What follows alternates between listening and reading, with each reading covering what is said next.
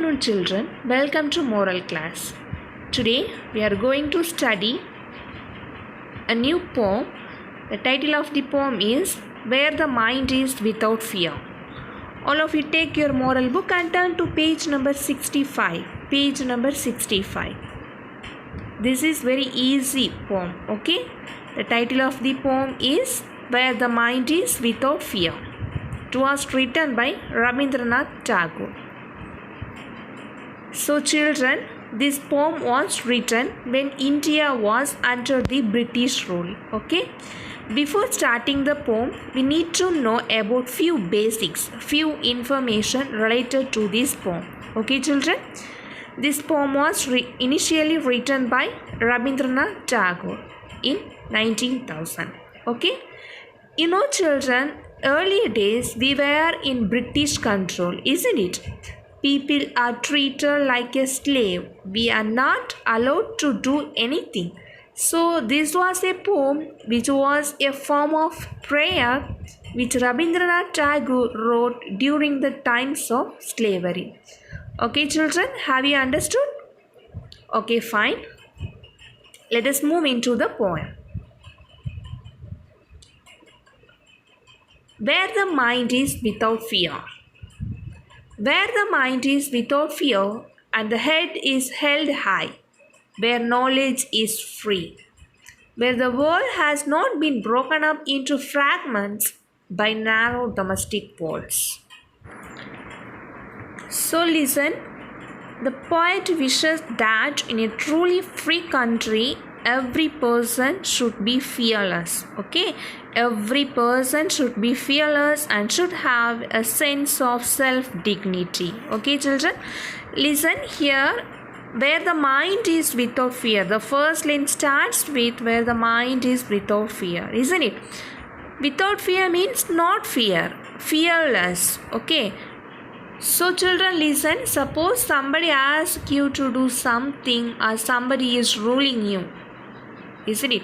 So that time everybody was like a slave. In earlier days we were in British control, isn't it dear children? That time everybody was like a slave. They were fear. They couldn't do anything by their own. So the poet Rabindranath Tagore imagines the country where all the people are fearless. There is no fear in the mind of people. They are not oppressed. They are not ruled. They are not stopped to anything. They are free. Okay. Okay, then second line, where knowledge is free. That is, here the poet dreams of a nation where knowledge should be available to everyone irrespective of their social or economic status, religion and caste. Okay. So children, when you know you are a slave, you don't have your own self-dignity, isn't it? Somewhere they lack their dignity, somewhere they lack self-respect.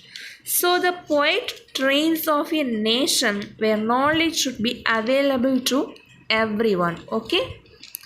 So the poet is again saying, I wish our country should be like where there is no fear. Everybody should move with their respect. They have to move with head height.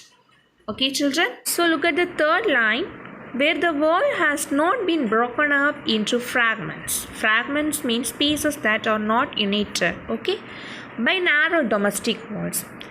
Which means the poet imagined a country where we are united and there are no fragments, there are no pieces. Okay.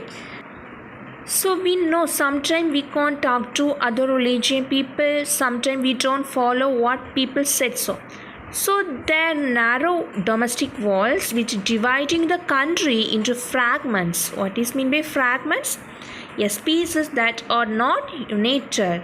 So that narrow walls which dividing the country into fragments. So the poet wants this to stop. Okay children, the poet wants this to stop. He wants the country where there were no fragments. Okay, the poet wants his country would not be divided and fragmented into pieces due to their narrow thoughts, Okay, they should words. Okay, children, look at the next line. Where words come out from the depth of truth, where tireless striving stretches its arms towards perfection, where the clear stream of reason has not lost its way into the dreary desert sand of dead habit.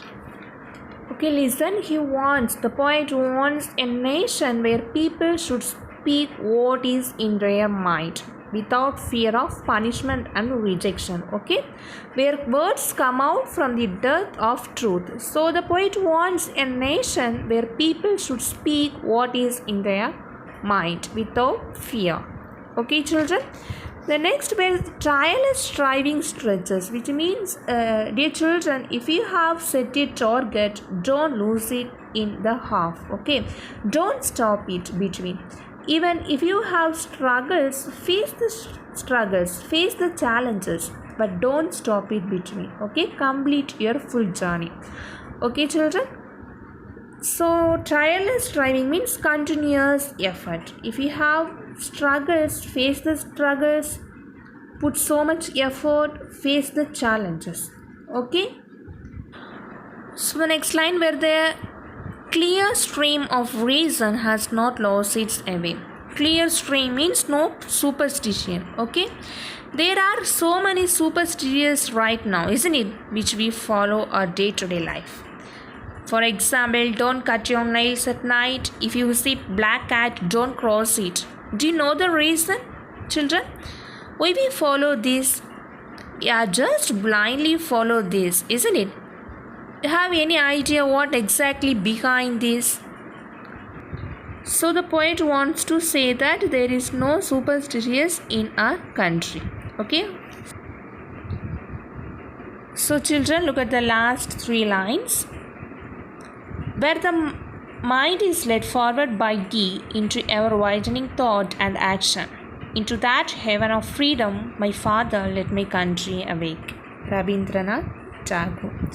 So in the last 3 lines, the poet prays to God, our Father, to lead people's mind to broad-minded thinking and action. Okay, the people should be guided by truth, logic, hard work, and fearlessness. Okay, children. So the poet prays to God, our Father, to lead people's mind to broad-minded thinking and action. So, dear children, you should follow these good qualities in your life. Okay. The most important one is, if you are set a target, don't lose it in the half. Don't stop it between. Okay. Even if you have struggle, face the struggles, face the challenges, but don't stop it between. Complete your full journey.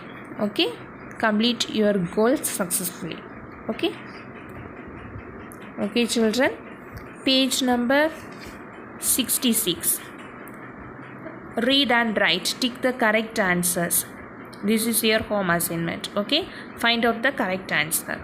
Okay, children, answer these questions. I'll send through WhatsApp. Write neatly in your moral notebook. Okay, I'll meet you in the next class. Thank you.